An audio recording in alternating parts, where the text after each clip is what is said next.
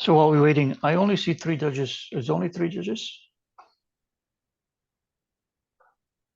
Yes, we do. We only have 3 judges, yeah. Okay.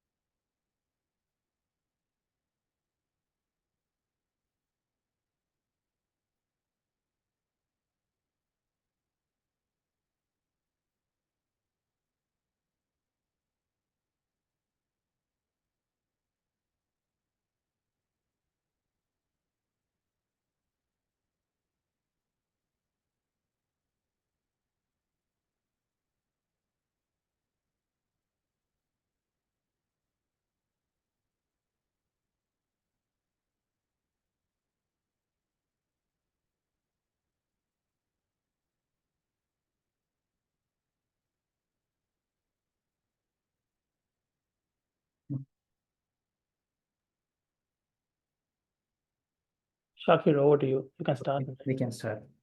Okay, thank you so much. So with that, I would like to start the Kakehashi program. So I warmly welcome all of you all for the Startup Kakehashi 2023-2024 final pitch, organized by the Sri Lanka Professional Association of Japan. So we have 4 finalists today. Eagle Eye, which is a security company. Next is League, a digital games company. Telco Solutions, pet care services, and YH2 Digital Health, which is a healthcare technological company. So to start the event, I would like to humbly welcome our guest of honor for today, that is the Ambassador of Sri Lanka to Japan, His Excellency Rodney Pereira.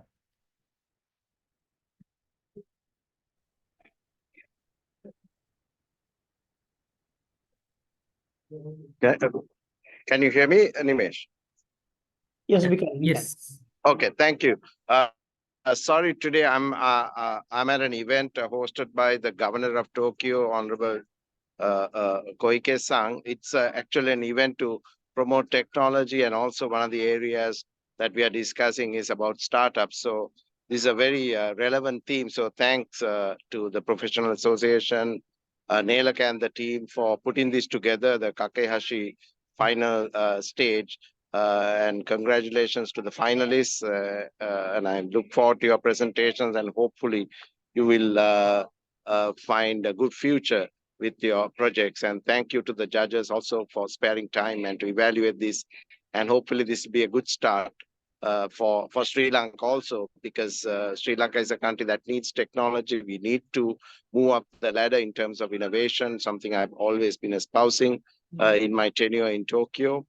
So the Tokyo Metropolitan Government, talking to the people here today, I find that there is a lot of opportunity that can come forward and put your proposals to develop even within the government structure in Tokyo, and of course the corporate sector in Japan. So there are lots of opportunities, and I look forward to this program.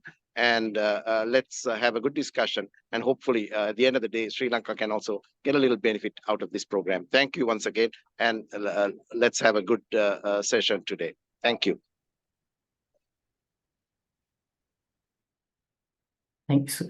Thank you so much, Ambassador Rodney Pereira.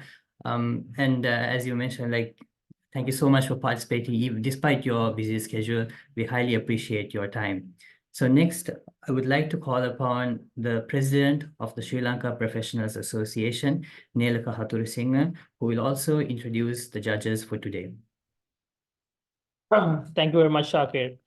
It's been a pleasure to have you all here.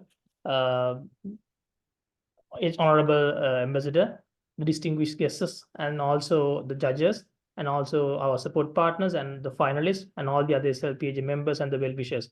And also we have the representative of JETRO Sri Lanka, JETRO Colombo, Mr. Oisan, Thank you very much for coming here.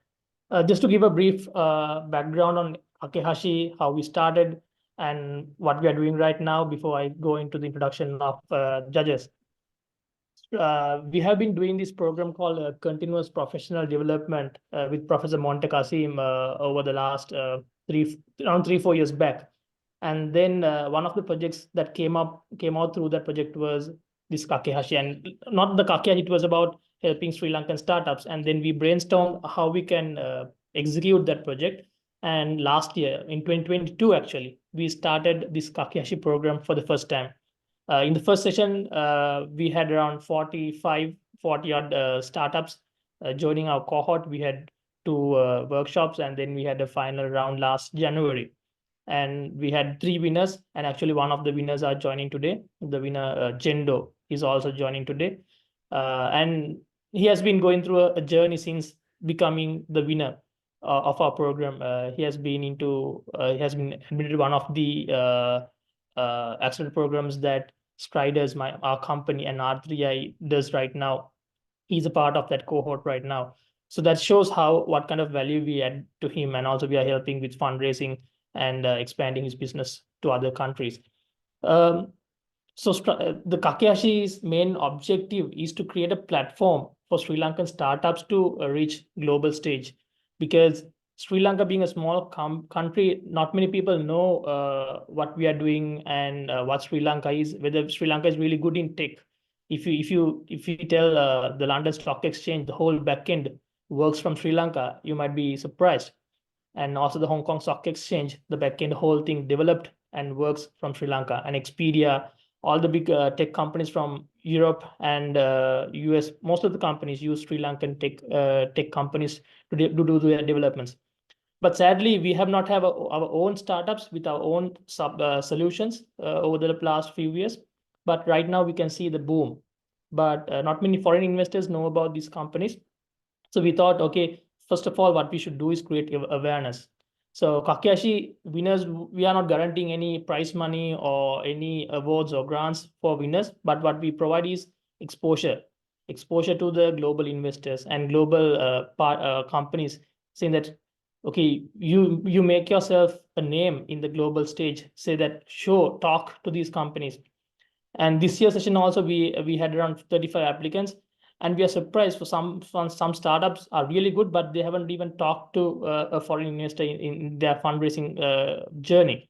So we thought, okay, maybe this year we should give another step forward and give them some direct exposure to investors, and also maybe work with companies like organizations like JETRO to create a direct exposure to Japanese corporates.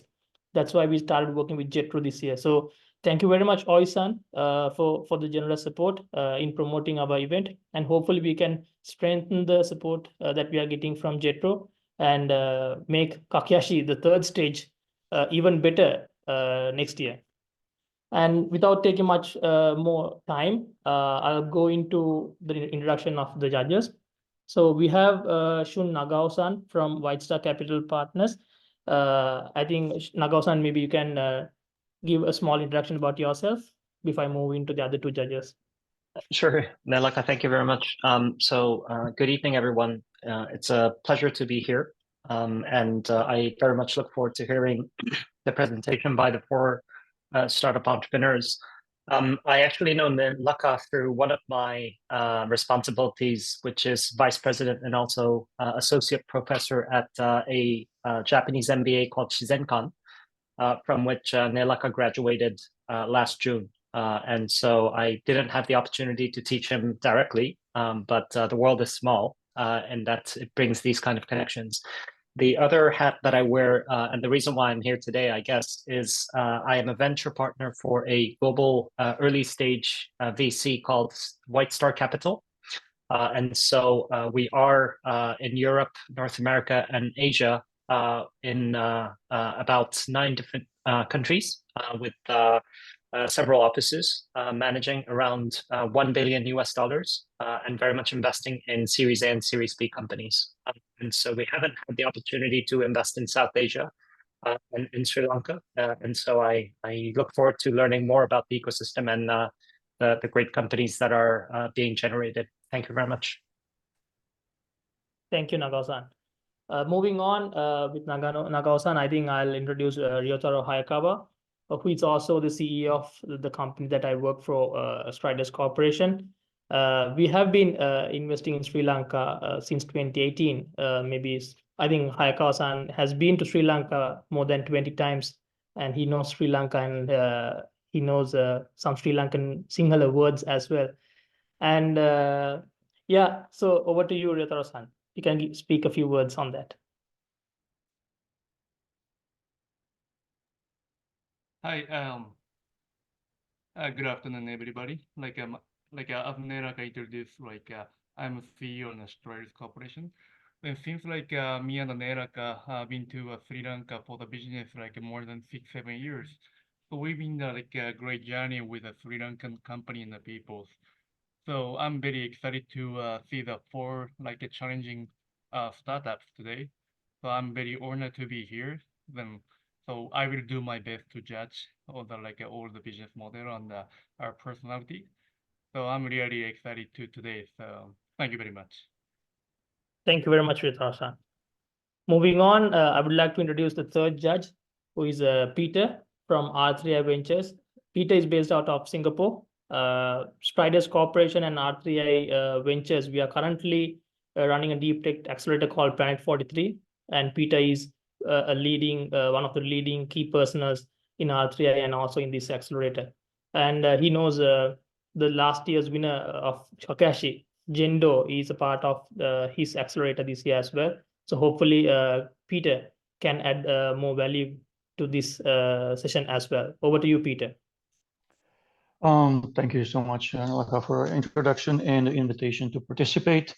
I have 30+ years in the high-tech industry, with about 4 years in venture capital, focusing on a deep tech and med tech mostly. My specialty is intellectual property, but I do a lot of due diligence on the companies before they become investable by venture capital. Been participating in the judging competitions on multiple events over past 2 years, probably 100 events, including Unicorn Cup, et cetera, et cetera. So looking forward to today's pitches, and good luck, everyone. Thank you very much, Peter. So moving on, before we move on to the most exciting part of today's session, I would like to let the judges know that Sri Lankan venture capital ecosystem is still at a very primitive stage. We are still battling through with a lot of external crises that we have in our country, but we should give a big shout out to all these the finalists and also the other companies who were a part of this cohort for the last 3-4 months. Despite the economic challenges and all the other macroeconomic external crises, they have been battling through the journey and trying to make their name in the tech world. So please keep that in mind. I know that when you look at Japan, Singapore, and other parts of Asia, especially India, it's a very big developed venture capital market, but Sri Lanka is still in the process of getting there. So our main objective here is to create exposure and give them support and guidance in getting there. So maybe your feedback is very highly important for these guys, and hopefully we can have a very good session. Over to you, Shakir. Thank you. Thank you, Nilaka and the judges. So with that, I would like to explain today's rules in terms of how we are going to go on with the startup pitches. And after that, we will start. So few things I would like to say is that I would call out the company, the startup, and from there onwards, you will be given 5 minutes. And how we will be counting down is basically I'll be using a timer. And as you can see on the top right, I believe in your screen, or maybe you can see it in me as well. So the timer will be given 5 minutes, and after 5 minutes, it'll make a small noise. So with that, your time will be up, and then I will reset the time for another 5 minutes for a Q&A session. So the judges will be questioning in terms of your startup, and so that we will be given 5 minutes. And afterwards, we'll have another 5 minutes for the judges to evaluate and score the pitch. And once all 5 minutes is over, 5 minutes of pitch, 5 minutes of Q&A session, and 5 minutes for evaluation is over, we will call out the next startup.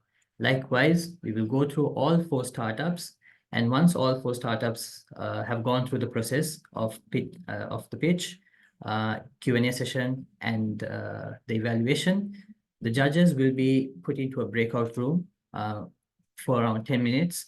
And during that breakout room, the winner, the runner-up, the second runner-up will be chosen. So with that, I will cancel this timer. I would like to call upon the first startup for today. That will be Eagle Eye, a security startup pitch done by Nuan Deshiga Spitia and Rajiv Pereira. Excuse me for getting your name mistaken. No, that's all right. Yes. So Nuan, are you able to Yeah, share Rajiv. screen? Yeah, Rajiv will be doing the presentation today. So Okay. Rajiv, probably you can just go ahead and share the screen and we can start from there.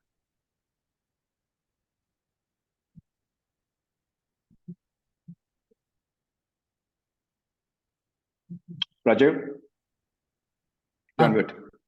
Okay, sorry. Y'all hear me now? Yes. Yeah, yeah, clear. Okay, and you see my screen? Clear, very clear. Yes, Yeah. we can see a screen. Okay. So with that, then, are you ready? So if so, I can start the timer. Yeah, sure. Let's go. I think we can start. Yeah, so. Okay. Thank you so much for this opportunity. You guys have given us to present our software. So school shootings in the US is, very familiar. I'm very sure you all are very familiar about the shootings that go on. There have been over 150 school shootings in the last 2 years. Already in 2024, we've had 3 school shootings. So despite, having security cameras installed all over the place, detecting events as they happen is really done manually. There is no automation in that, and it is very expensive to do. So in general, in most cases, the video, though it is there, it is really used for archiving and for later retrieval. And if you look at, follow some of this stuff in Uvalde and Nashville that happened recently, there was a significant delay from the time the event happened to the time the authorities knew and when action could be taken. So even though the camera captured the shooters, much time had lapsed before they knew the scale of the event that was unfolding.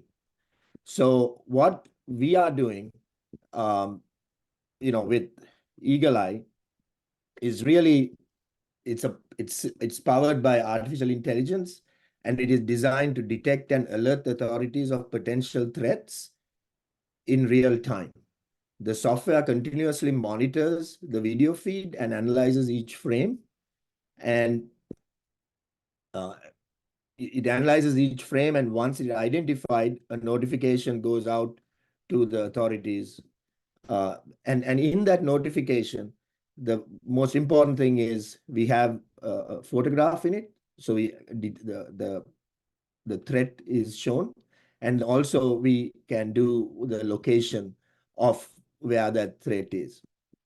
So what we have built really is a series of AI models that do, various things, and I'll go through some of them that we already have. So weapon detection is a big one. Handguns, long guns, knives, bats, things like that. Concealed weapons, if you've got, if you have infrared cameras. We also can do suspicious people, people that are known suspects or people who are banned. Then also people who are trying to kind of hide their identity with masks and things like that. Like, so if you're having a ski mask on, it'll detect that as well. And then we do things like posture analysis, where you can detect a fight or if people are loitering. And then another popular one that people want and we continue to build is smoking detection. So smoking and vaping detection, that is considered a big one. that people want. And then we can also do acoustics, the gun sound.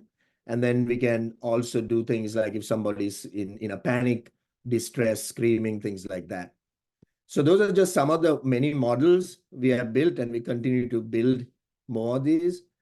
In September of last year, we implemented Eagle Eye in one of the Dallas, Texas high schools. And we are analyzing the main entry points, some couple of corridors, and then their main office.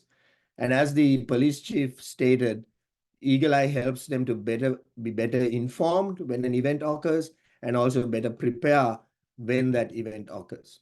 So what is the opportunity in the US? Our primary focus is K-12 education. And in the US alone, just if you take Texas, not even the entire US, if you take Texas alone, there is over 1,200 school districts, 9,000 schools. And then based on our licensing fee, we are looking at about 14,000 per school year per building. And that works out about $15 per student. And on average, the state of Texas and even across the US, they spend about $9,000 funding schools for a student. Our strategy to go to market really is to partner with security camera implementers. There's a large one that we partnered with to do the Lancaster school called MCA. They are pretty large camera implementer in Texas and also in about 10 other southern states. So we bundled our software with their offering, because at the end of the day, you got to put cameras, you got to network it, so all that has to be done, which they do. And also it's an opportunity for them to upsell. Another area we are looking to partner with is with OEMs, especially there are a couple of camera vendors, and then there are also people who do video archiving, and then they can use our product. So have we run out of time, or do I yet have? I'm sorry. Just try to quickly try to wind up maybe in 30 seconds if you can. Okay, so quick kind of our team. We've been doing this for 4 years. There's a lot of experience in this team. Even the leadership team consists of people who've been doing IT for a long time. We've been leaders even in large corporations. Our request to this team is really a $500,000 investment. A big part of it is to continue building our models and improving our predictability, and then also spending some money in the US for us to continue our footprint of partnering and engaging OEMs. So that is really at a high level about our product is, and I hope that was helpful. So I'm open. Nuwan and I am available for questions. So go ahead. Thank you. With that, we will start the Q&A session. May I go first? I just have a quick question. With the Dallas deployment, or since you've been in operation during the past 4 years, how many actual incidents have you prevented, or do you have statistics to show that the response time of the authorities has been shortened? Any kind of track record on that? Yeah, so when I said we have been doing it for 4 years, what I mean is this company that Nuwan started has been in operation for 4 years. The project started in September of last year, so we are relatively new doing it in Dallas. We haven't really detected anything significant. A lot of it right now is we capture things like people with hoodies, but a lot of times that is students, though they technically can't wear hoodies. So we haven't really yet had an incident where the police or the authorities had to engage. Right now, though they do see it, a lot of it so far, luckily, it's one of these things that you're hoping doesn't happen, has been like very minor stuff that is generally people wearing hoodies, but then they end up being students.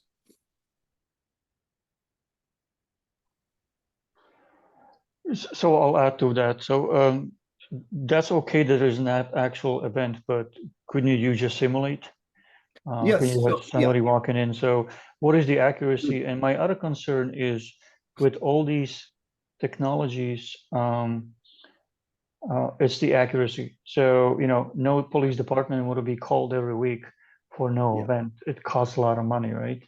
And Right. can you also talk a little bit more about the current traction? So it's just the one school, basically a proof of concept at this point in time. You don't have revenue, right? No, this is mainly, we did it with this school as a partnership. It's a little bit of learning for us because there are things that we are learning along the way. But just a quick note.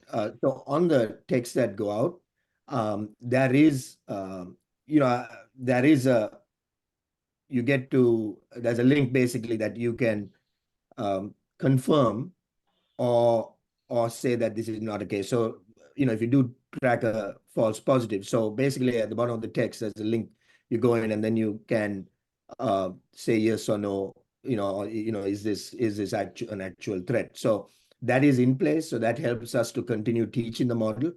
But yeah, so there is yet work on making the model better. And there are things that we have to constantly adjust and work with. We are working with resetting some of the cameras, bringing the cameras further down. So that there are some work that continually goes on. But yeah, to your point, we haven't generated a lot of revenue, at least in the US with the schools here. But no one can talk about, we've done similar stuff for other clients. This is fairly new. I mean, this is our latest product, guys, and that is why this is our very first implementation in Texas right now. And on top of Texas, we have presented the same to Dubai police as well as in Saudi, forces. And with Dubai police, we got an opportunity for us to go there and, analyze their archive videos, slightly different, but, we want to go through their entire gigabytes of videos and try to analyze any suspicious activities of people in the videos there. So that will be commercial for us. But to answer your question directly, for Lancaster, the initial implementation that will start in September, it's kind of a partnership right now. But on top of that, there are a couple of three more schools that they have showed their consent for us to develop, especially the smoking and vaping detection. So that will be a commercial assignment for us to start with from February. Why are you just focusing on the schools? There's definitely a public buildings that may adopt the technology, like post offices, any government buildings. I mean, there's been shootings out there too, right? Yeah. So we, one of the things with, as I said, with MCA, that relationship, they are bundling it. We have some opportunities with churches and synagogues. We have seen that there's been kind of some threats, things like that. But there's also been shootings also documented in churches and places like that. So generally, kind of this single building where there is a lot of opportunity, where there are a couple of entry points and, you kind of have these single buildings. But our goal is kind of building this, testing this, making sure this all works right. But then this will also transfer to places like university buildings. We did have a discussion with one of the local community college universities. And then we've also engaging the possibility of doing it at some churches and also hospitals. Thank you. So with that, we've come to the end of the Q&A session. So with that, we will give 5 minutes for the judges to evaluate. Thank you. Thank you very much.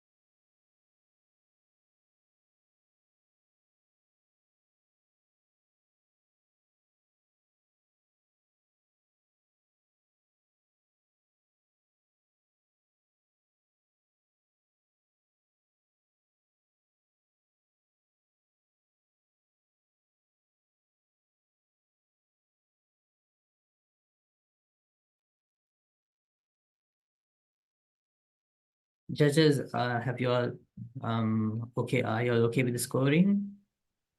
Okay. Okay. So yeah, without spending more time, then we can go on to the next next startup. So for the next startup, I would like to call League, which is a digital game startup.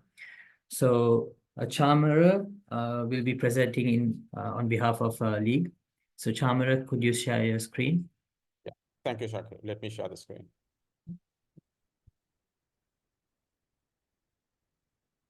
Okay. Once you're ready, I can start the timer. Yeah, you guys can see my screen, right? Yes, we can. Great. Should I I can start? start now. Okay. All right. And I will start.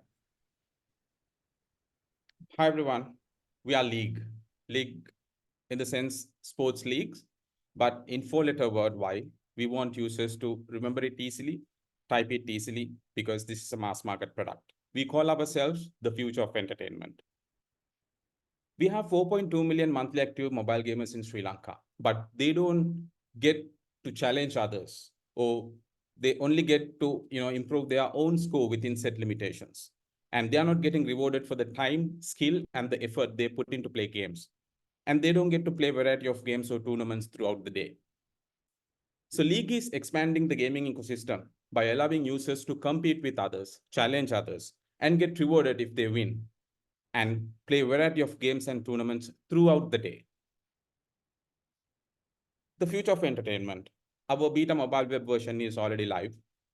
And with our vision, we want to get into multiple familiar games in the platform, multiple tournaments, multiple tournament types, multiple payment options, and multiple withdrawal options, introduce fair play, introduce anti-fraud, introduce SDK for mobile developers, game developers, and brands to engage with young smartphone users in our platform.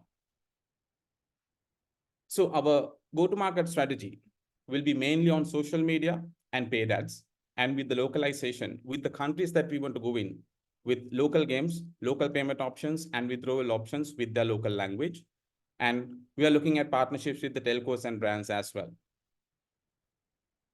So we have two revenue models that we have identified, and our primary model is the gamer, which is B2C, where they have to pay a participation fee for each tournament in our platform.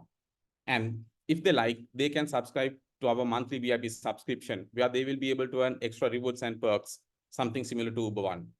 And our B2B model is the brands, where brands come and sponsor games and tournaments or do activations with our users in our platform. So our traction in Sri Lanka, in our pilot program, we have more than 54,000 registered users in the platform, and we have only 4 games that we build in our soft launch, and we have only one very basic tournament type. We have ran more than 15,000 tournaments in Sri Lanka and more than 200,000 gameplays by our users. And we have spent only on our on Facebook for our marketing and the user acquisition. There are more than 3 billion gamers globally, and there are more than 650 million gamers in emerging markets that we want to focus. And in Sri Lanka, we have 4.2 million gamers. So by 2026, we want to reach 2.4 million registered users and 10 million USD revenue by 2027. Right now, we are pre-revenue. As of now, League doesn't have any competition in Sri Lanka. But we are looking at platforms in India, platforms in APAC and Africa, and also the telcos who are running games platform right now. And we believe competition is healthy and opening the room for innovation. So our differentiator is AI-driven tournaments and challenges, single platform for multiple games and tournaments, local games, local payments and withdrawals, and SDK for game development. So our moat is basically this. This is a mass market product. So users have the full control. Potential user acquisition model, country-wise customized product and service model, scalable and simple application interface, and customized model for brands to interact with users in our platform. So our financial projection for the next 3 years is to make 10 million USD revenue by 2027. And this projection is only for the Sri Lankan market.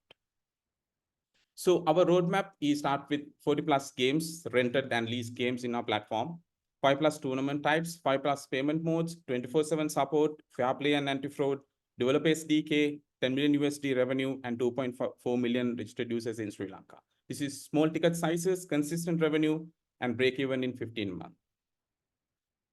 With 20 plus countries, more than 1 billion users, more than 650 million gamers, where users using smartphone with at least one game installed, that's our target market in these countries. This is where we want to scale, and we are piloting in Sri Lanka right now. I'm Shamara, founder and CEO of League, and Kokul Raj is our co-founder and the COO, and Priyadashi is the Chief Growth and Partnerships. We all come from the mainly with the startup experience, either working or founding in startups earlier.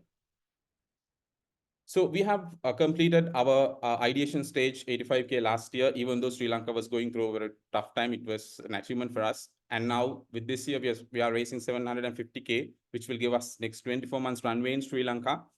That's to get us to 10 million revenue and 2.4 million registered users in the platform. Thank you, and play hard. I'm open for questions.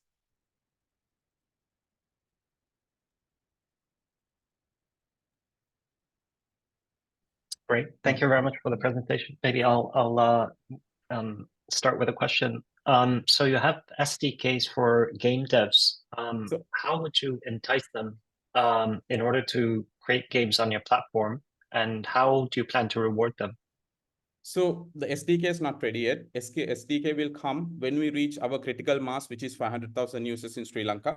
So that means if anyone wants to connect their game to our platform in Sri Lanka for the moment, so they will get the reach to 500,000 users. We will run the tournament for them, and the developers will get a revenue share from those tournaments. And a follow-up question. So before going to there, would you do in-house development of games, and how many titles would you have on your platform until you have the devs creating using the SDK? So with the rented and lease games, so we will have 40 plus games. So there are companies in, especially in India, where they rent and lease games. They give us an API where we can connect to the platform. So I've already spoken to one of those companies. So we will get 40 plus games from them and run the platform. And sorry, last question from me. Aside from, you mentioned localization, but the screenshots look as though they're all in English and not the local language. What sort of defensibility would you have beyond that? So in Sri Lanka, it's piloting, so we want to keep it in English, not to go in the mass market yet, because that's why we are raising money to go to mass market, do the localization, bringing in more games, bringing in more localized Sri Lankan games as well. So that's why for the moment it's in English. Got it. Okay, thank you. Thank you. Can I give the question? I have two questions. Then, do you have a specific a benchmark target company, like who you want to be? And the second question would be I want to know the expansion strategy. How did you pick it up all countries besides Sri Lanka? The first one, what you asked, I missed the last part of the first question. Oh, sorry. Yeah. I want to know what's your benchmark? What kind of, for the global game companies, and what is your targeting company? Yeah, I want to know that. So right now there are only Indian companies who does this in global scale. In fact, there's one company from India which actually gone out of India, and there's a similar platform in USA called skills.com. They're already a listed company in USA. So in India, the company who has gone out from India is called MPL, Mobile Premier League. So they just launched in Nigeria. So so I think I will answer the next question. So our next market will be Nigeria as well. So we want to go to Nigeria by 2025. If you ask me why Nigeria, so Nigeria's population from 18 to 35 is almost 70%, and that 70% is on smartphone, at least playing one game.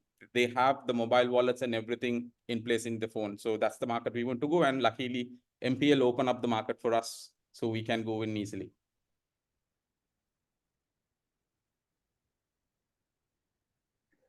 Maybe I'll take it from here. So there's no information on competitors, and to be honest with you, I've seen a lot of gaming companies coming from Russia as well, not just India.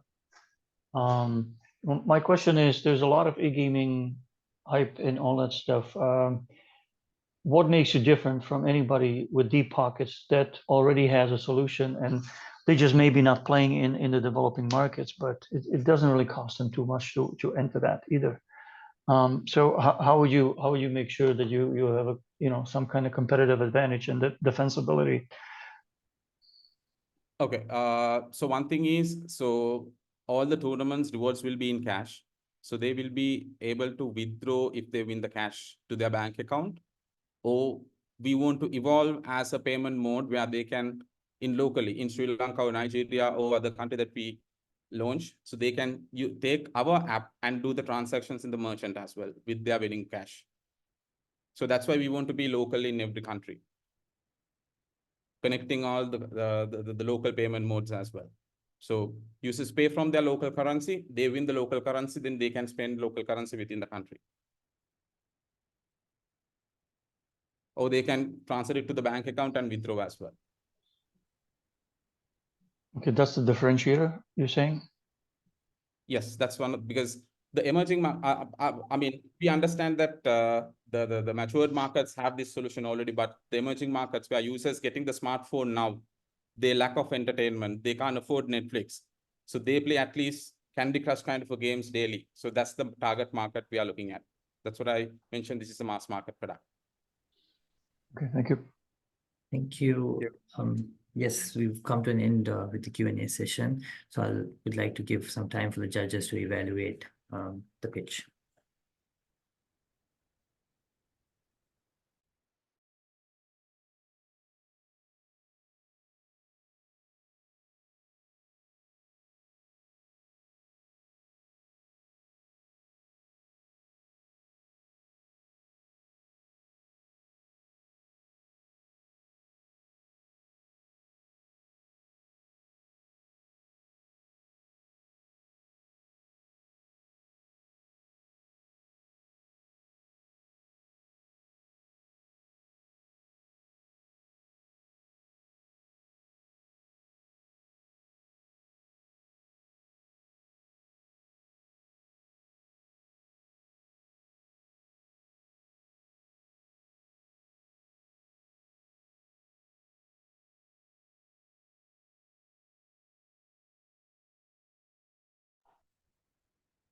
I think we're done. We can move on. Just waiting for Ryotaro-san.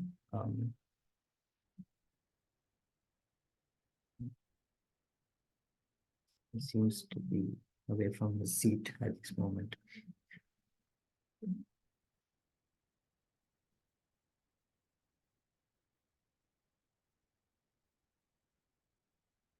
Okay, so it seems that we can start. So, so next I would like to call upon Ryotaro-san. Are you okay? Okay, so we are going to go with the next startup. Okay, so next we would like to call upon Talco Solutions, which is a pet care services startup. And so can we have Mr. Tamir to do the pitch for Talco Solutions? Let me share the screen now. Okay.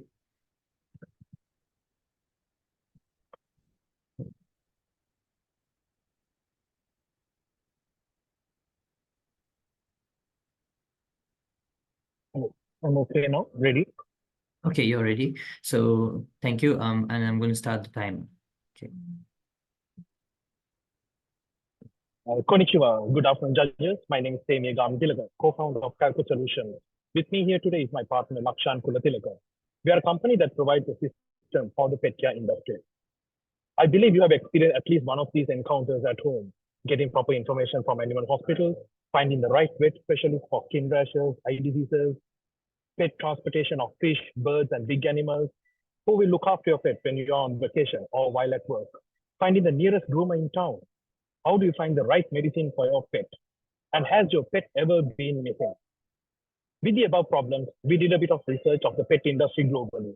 As per statistics done, more than 50% of the population is either dog or cat owner. And that is going to be our main customer base. There's a huge market to penetrate in terms of pet owners and pet-related service providers. Did you know that the total addressable market is over 260 billion US dollars for the pet industry? And what we are reaching out is the serviceable obtainable market of 52 million US dollars. And furthermore, there's a compound annual growth rate of 5.4% by 2030. Introducing the newest disruption in pet care industry, PetDoc, an all-in-one pet care solution. So let me explain about our four main components. PetDoc and PetDoc Connect are platform-independent mobile applications. We have PetDoc app for pet owners, PetDoc Connect for vets and service providers. We do provide interactivity between the two applications for online consultation. Possum is an e-commerce website to deliver pet products, and PetDoc.lk for administrative tasks. And these are a few of our stakeholders, the animal hospitals, the service providers, and our partners. These are the competitors globally. As you can see, most of the competitor apps has either a service or a hospital management system, whereas we provide an all-in-one solution for pet care. We had a good growth since inception. We have had a good month in November, winning 2 awards. We have come a long way from the launch of our application in 2022 January. We have created strategic partnerships with other companies like Crash Health to deliver pet medicine within 3 hours after an online consultation. These are our statistics since inception from January 2022 to December 2023. As you can see, there is a growth in video consultancy in respect to hospital visits. Most of the pet parents prefer the online option over transporting your pet to the hospital. And reaching out globally to Singapore and the Philippines, PetDoc Singapore Private Limited is already registered, and the Philippines is yet to finalize with the registration and operations. These are a commercial model which is run on appointment. The revenue is based on commission and subscription models. We have won national and international awards in a short period of time. The uniqueness is that all these services are available in a single lab. Also, we are a multilingual lab. Competitive advantages are seamless user experience to connect with vets, 24/7 vet care, teams of experienced veterinarians with different specialties. We are continuously expanding. So these are some of the ideas we have planned. We hope to improve on the pet tracking service technology and introduce it to pet adoption, emergency response teams, blood donations as well. We are also in discussions with pet rescue organizations on how better we could connect with them, with pet owners, and to share ideas and help each other. For this, we hope to develop a pet community, and by that, giving something back to the community. We would like to invite investors to join our family to invest $250,000 for 10% equity of our company. And also, we are happy to work on partnerships. Utilization on funds are as follows, mainly for the sales and marketing, app development, and company expansion. We have identified a few market gaps in the industry and in the process of fulfilling these areas, especially new pet newborn services, dietary consultations, and emergency first response teams. These are our team. Myself, Samia Tilaka. I have over 20 years of experience in management. Lakshan Kulatilaka, my business partner, he has over 18 years of experience in technical solutions and data analysis. And Dr. Gayana Fernando, she's our chief consultant with over 18 years of experience in academia, consultation, and research. And the common denominator is that we are all pet lovers. We believe we can change the world. Thank you. And we are open for questions.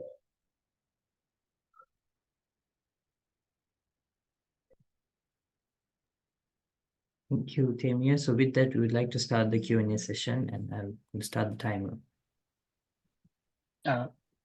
Thank you. Peter, do you want to go first? No, it's okay. You started. Okay.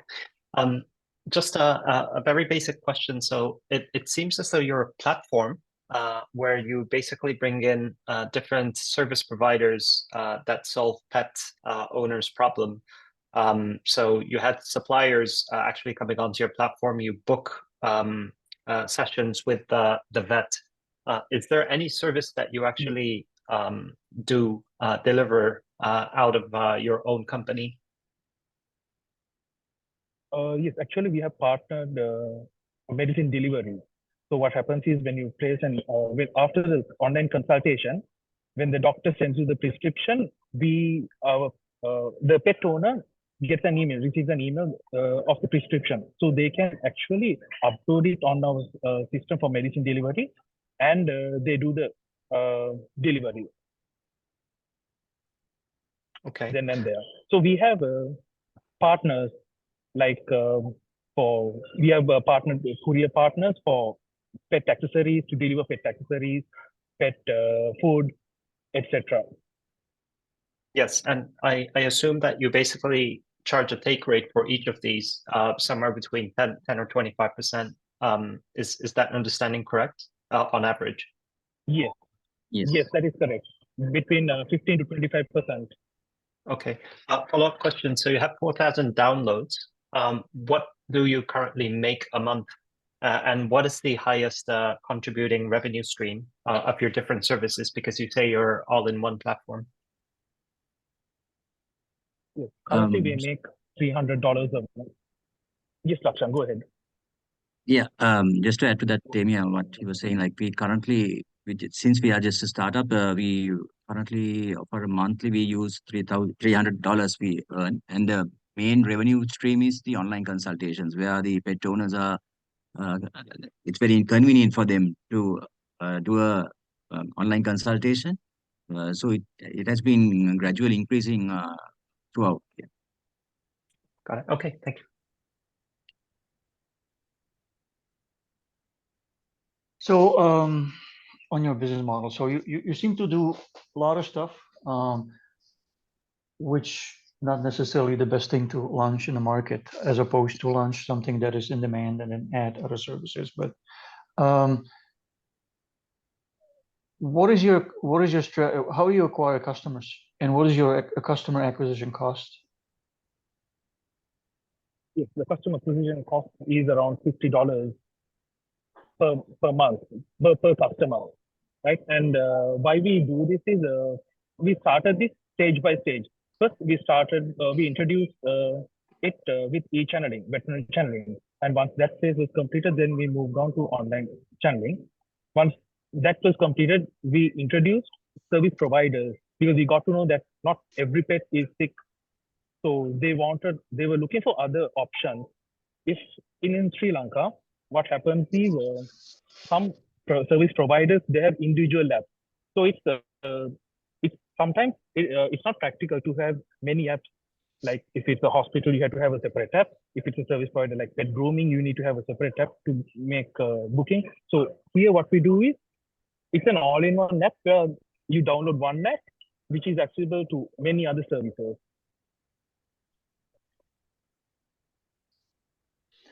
$50 per user, A customer.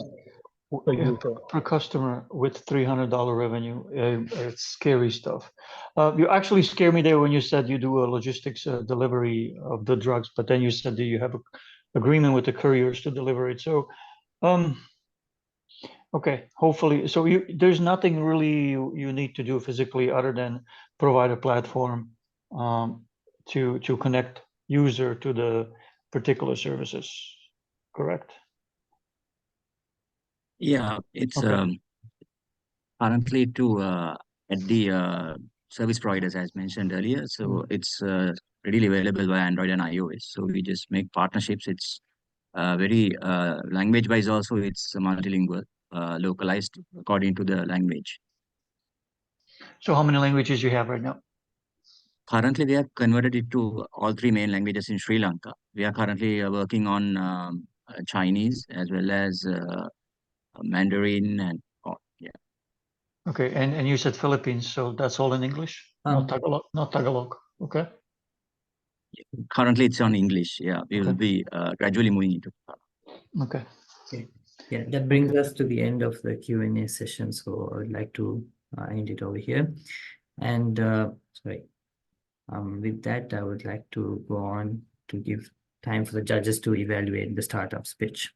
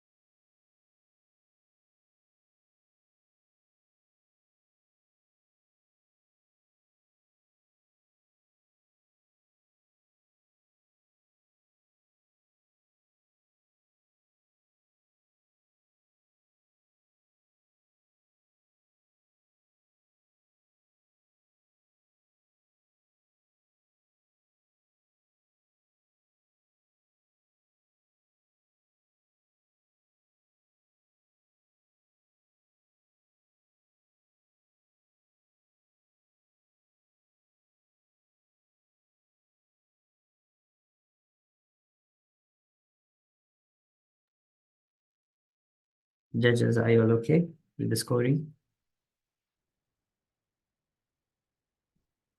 I think there are some last minute adjustments, so Okay, um, okay, no worries. soon. I'm good. Thanks.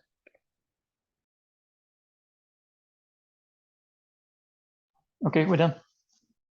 I'm good. Perfect. So yeah, so with that, we would like to call upon the last startup for today to do their pitch.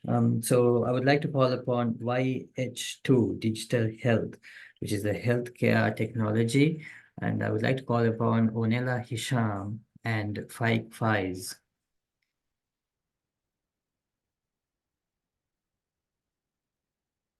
Hi, thank you, everybody. YH2 is a medtech Sorry. startup. Yes, Faik, so I'm going to start the timer, and Okay, all right. are you ready? So Yeah, wait. okay, I will start the timer then. Okay, thank you. Thank you. YH2 is a medtech startup with a Sri Lanka focus initially, and then maybe look at the South Asian region. We are in the process of launching the platform in this quarter with addressable markets, basically looking at the very disjointed way healthcare services are provided in Sri Lanka.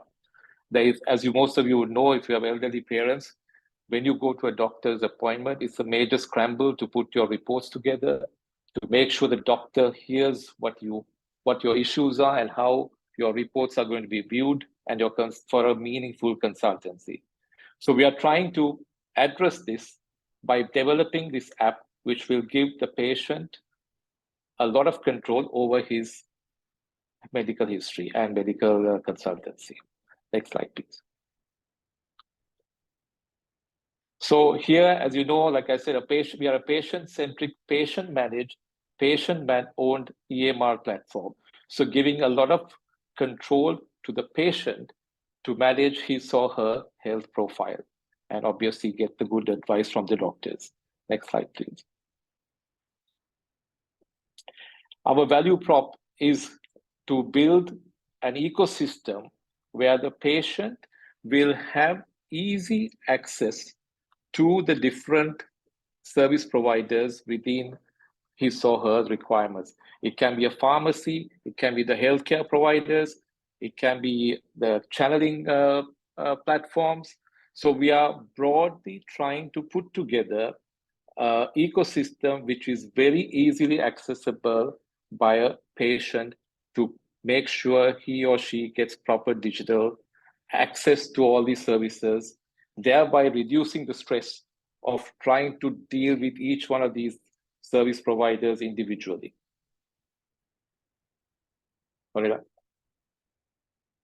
Next slide. Yeah.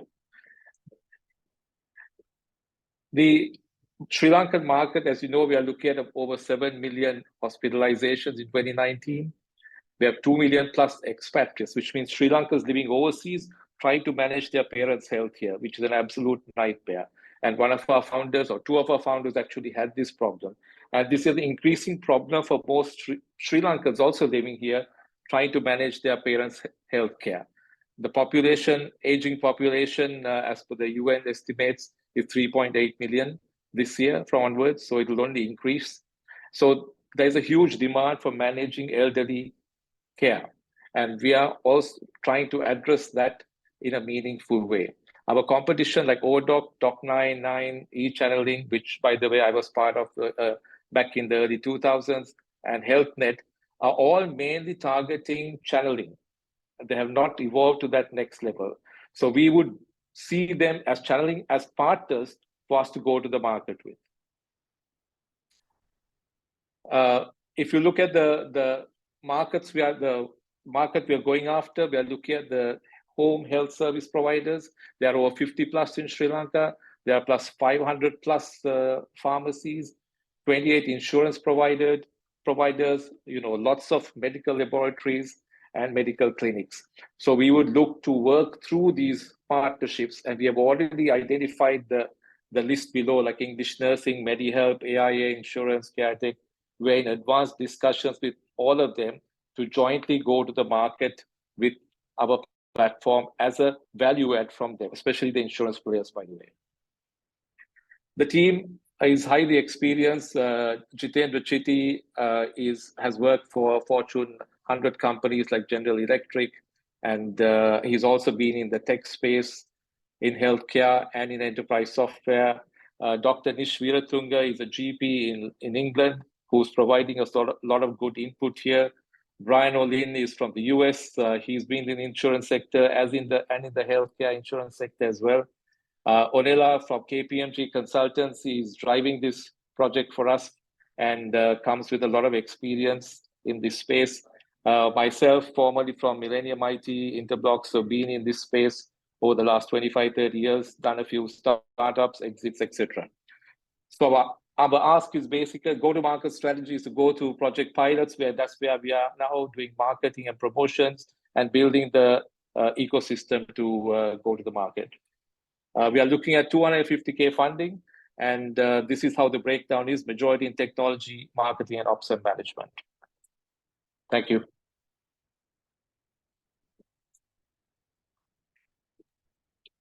Thank you. With that, I would like to start the timer for the Q&A session. So I'll kick it off. So you're still pre-revenue. There is no revenue, right? You have a proof of concept done Correct. already? Yes, we have. And what technology readiness level is your product? Did you launch already?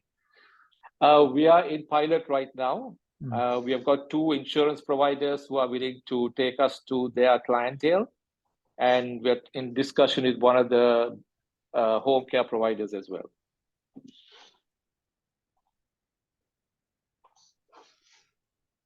Okay, so you're on TRL 5-6 pilot. Okay. Yeah.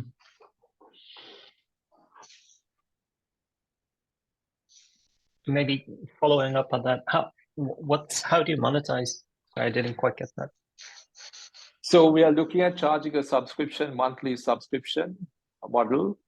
It can be a couple of ways. One is directly charging the customer, or number 2, the insurer would add it to their premium or their policy cost, basically. And currently with your financial modeling, how do you see the revenue split between those two?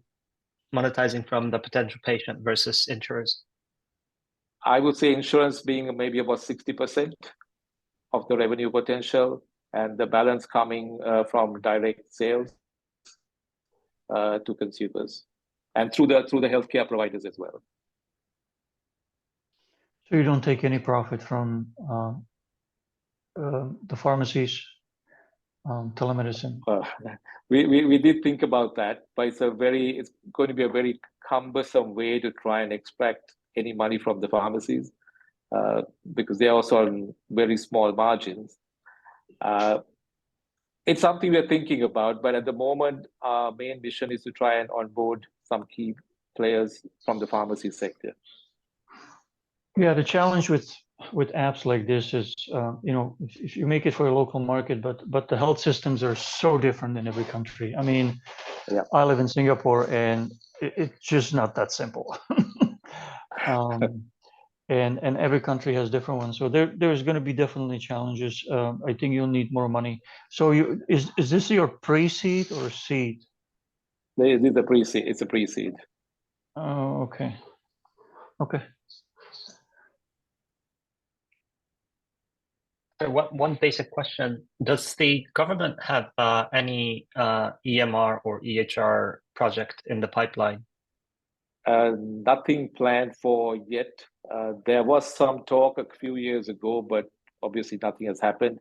They're still scrambling to get the hospitals to have a proper EMR for the hospitals' needs, at least the government hospitals. The private sector hospitals are also just starting to try and put things together. But I mean, I've taken my parents for hospital visits, and every time I go, it's a different record they can try and capture. They have not put these together yet. Okay. Thank you. Thank you. When you are getting the fund from the money from the investors, the first priority you want to develop the technology. What kind of technology you are looking for? So the funding is going for three main areas. One is for marketing and promotion and trying to bring more clients in. Number two is to strengthen the team. And number three is for technology. So the next level of technology is to enhance the ecosystem, to broaden the ecosystem, then to look at bringing some of the AI components into it, which we are trialing on the side, by the way, and trying to bring some medical libraries where once the medical report is received, where it will also prompt the potential reasoning behind your medical report and maybe give you some advice, but always with a caveat saying subject to your doctor's advice. So we are working on that in the background as well at the moment. So from how do we take that to a more commercially viable version would be part of the funding.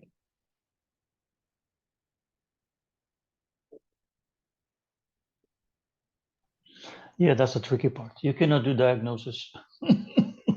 yeah. You can We'll just always say have this, the caveat. yeah, based on this, Yeah. this is what's in literature kind of thing. Yeah. Yeah.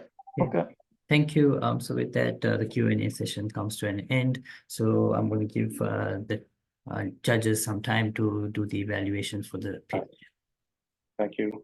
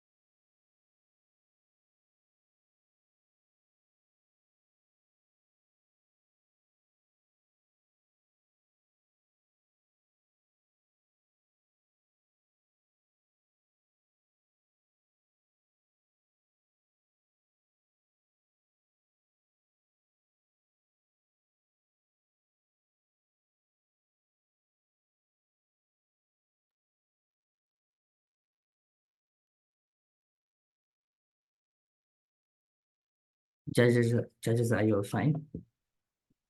I think we're done. Done. Okay. So so we've evaluated all 4 startups.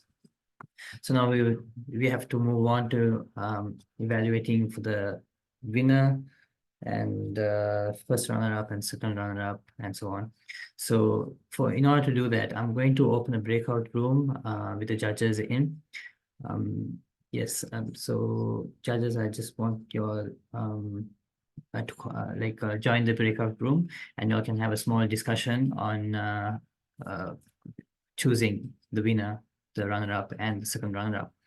And while the judges are evaluating the breakout room, we are going to have Kirti Kodituaku, the CEO of Gendo, the winners of Kakehashi 2022 and 2023, to give a small presentation. So judges, you all have 10 minutes in the breakout room to evaluate and to find the winner. And so with that, I'm going to invite you to the breakout room. And yes.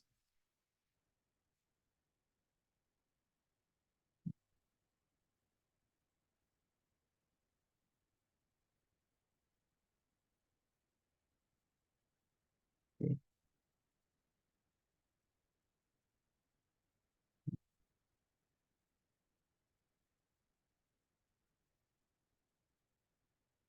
Ryotaro-san, are you fine with the breakout room?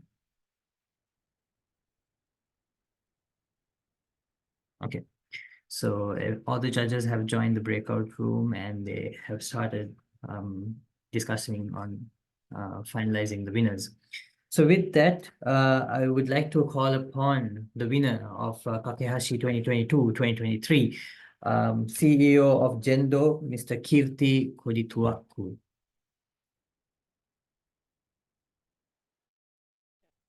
Thank you, Shakir. I think I'm audible. So you can hear me, right? Yes, I can hear you. Yes. Okay. Thank you. And thank you very much for the opportunity. And I think so it's a great privilege to see the Sri Lankan entrepreneurs who are pitching at the international level and pitching to the international investors. So this is what we have been lacking as startup last year, especially when it comes to Gendo. So Gendo is a deep tech startup focusing on the cardiovascular health. So we have invented technology to early detect cardiovascular diseases, analyzing the blood vessel condition. And we are a deep tech startup. But for a company like us, the problem was we didn't have enough access to the global startup platforms and the investors who are focusing on the deep tech innovations. So Kakehashi being the bridge for us. So that purpose is being served through the program. I especially thank the leadership of Nelaka, who's taking this initiative, and his team, because now we are in accelerator programs like Planet 43. So in there, so we are able to join with the like-minded and the similar kind of startups who are doing that kind of innovations all around the world. From them also we can learn a lot, and then we have mentors and also we have investors, and most importantly we have many success stories to hear from the global startup ecosystem. So those are the things that we want as Sri Lankan companies to take us next level. I think Kakehashi is the platform for us, and I think the startups who are pitching today, they are also getting a great opportunity. I mean, not even, I mean, being the winner, becoming a finalist and becoming a part of this program, I think you have that access. So I think it's a new step for your journey. I think that was that was the story for Gendo also, because the Kakehashi program has been a great opportunity for us to take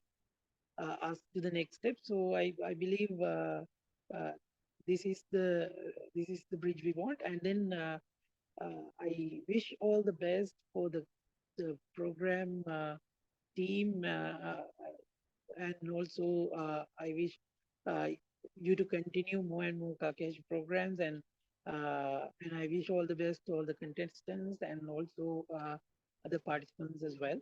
So thank you so much for the opportunity, Shakir and Nelaka and the team. So wish you all the best. Thank you. Thank you so much, Kirti Kodituaku. And yeah, being the winner of Kakehashi 2022-2023, definitely you've been a big part of this program, and we really appreciate you coming every time once we have an event, to come and give us small words of encouragement to all the other startups in Sri Lanka. And we hope this event could lead to more startups to be more successful through this program, or at least through making some connections through this program as well. Yes. So as we've come and as we've heard from Kirti, and now next we'll have to wait for the judges to evaluate and finalize on the winners. And once the winners are finalized, we will have the judges come back to the main session, and we will announce the winners.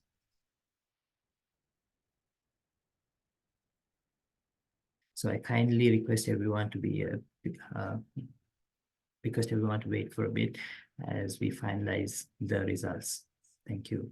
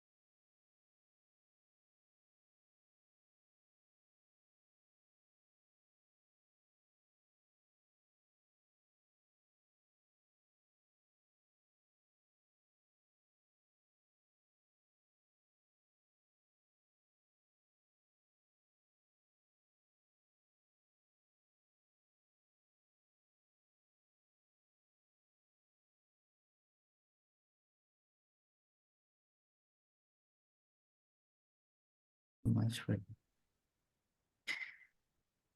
yes, as I was mentioning again, so seems like it was a very quite tough decision for the judges to even come up with the final evaluation. So definitely we would like to know the results. So without spending too much time, I would like to call upon the judges to give out the results. So first of all, I would like to call upon Mr. Peter to give out the results for the second runner-up. Okay, thank you. So first of all, congratulations to everybody. It was tougher than I thought initially.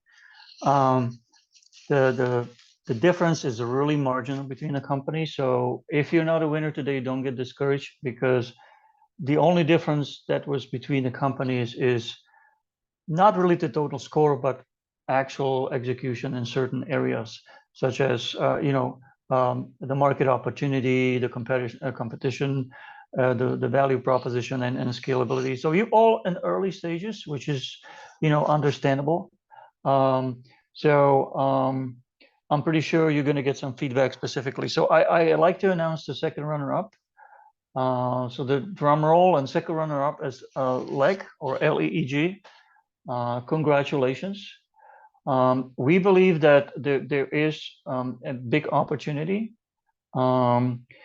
We like the fact that you're focusing, you're not trying to be everybody to everywhere, that you're focusing on unique challenges with the Bangladesh market, and then you actually mentioned that you want to focus on Nigeria as a second market, and you don't try to play too broadly, which would probably be more expensive. I also like the fact that you're not shy to shoot for a little bit higher money, because developing the product and penetrating market is certainly doesn't come cheap. And if you raise too little, then your runway is really short, and you basically have to start raising again. So congratulations to you, and good luck. Thank you so much, Peter, and congratulations to League for becoming the second runner-up. So with that, I would like to call upon Ryotaro Hayakawa-san to announce the first runner-up.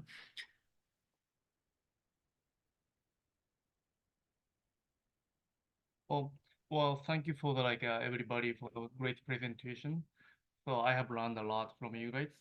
Then I like to call to the first lineup with YH2 Digital Health. Congratulations.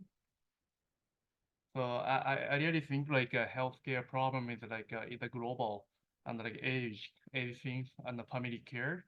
So that's crucial for everybody.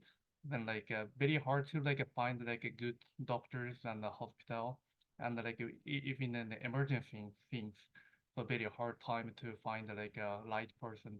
So they have to be have good a connection, and if you have an application, then you can get good data, so you don't have to be worried too much. I really think please nail down the market, then get the revenue from the Sri Lanka market first. Then I wish you guys to go global to do expand your business. So congratulations.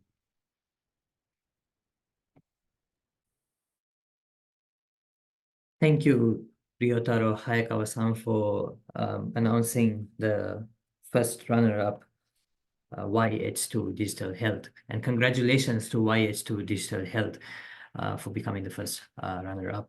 So with that, so we will come to the last result to be announced. That is the first position, or the winner of Kakehashi 2023-2024.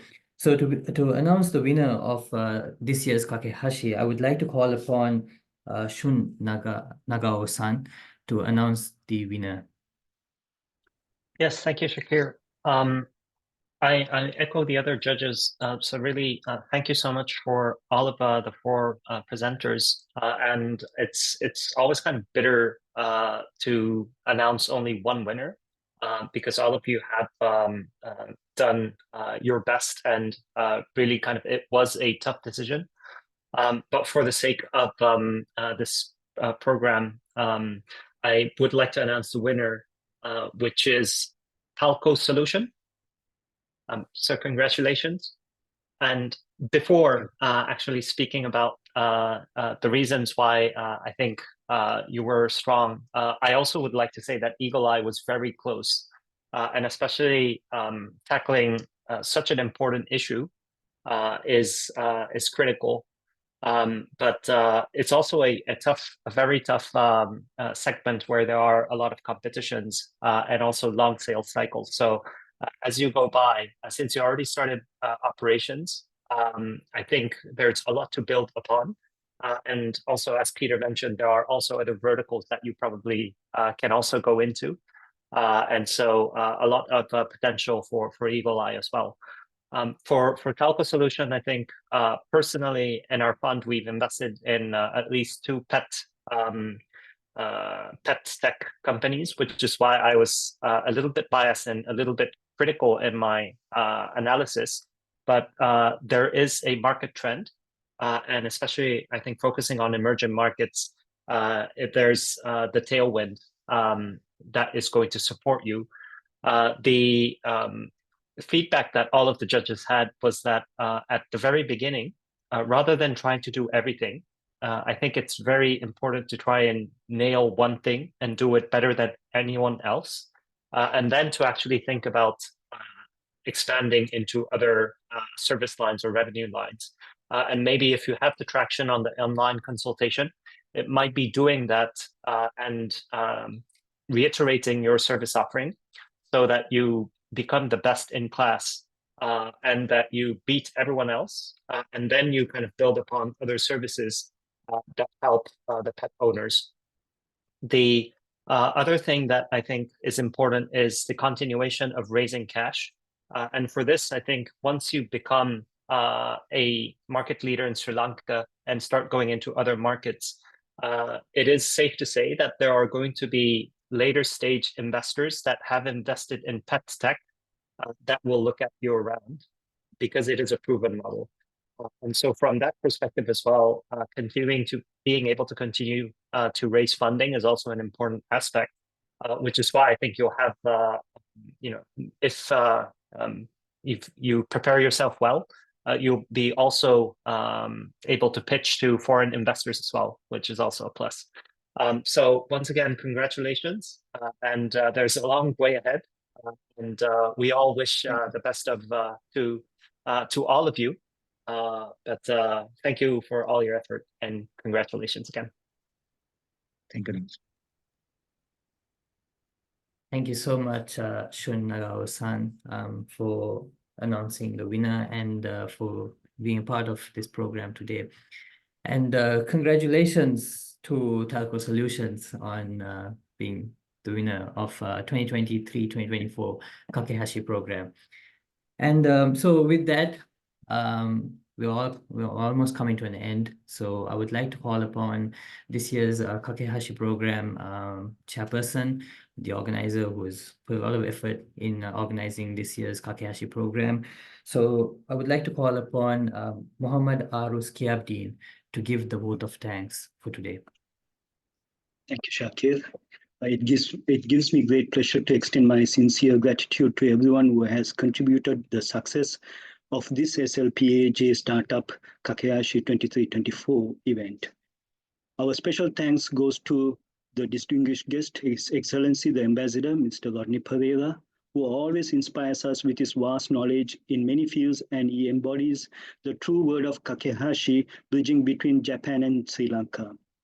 Thank you, sir, for always supporting the SLPAJ efforts, accepting the invitation, and gracing the occasion as the chief guest.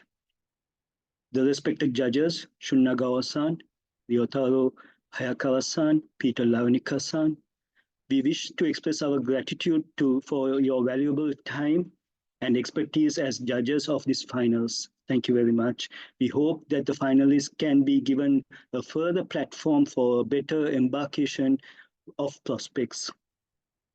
Special thanks to Kirti Korituoku of Jendo, the winner of Kakehashi last year, for his willingness to extend his experience and motivate the participants.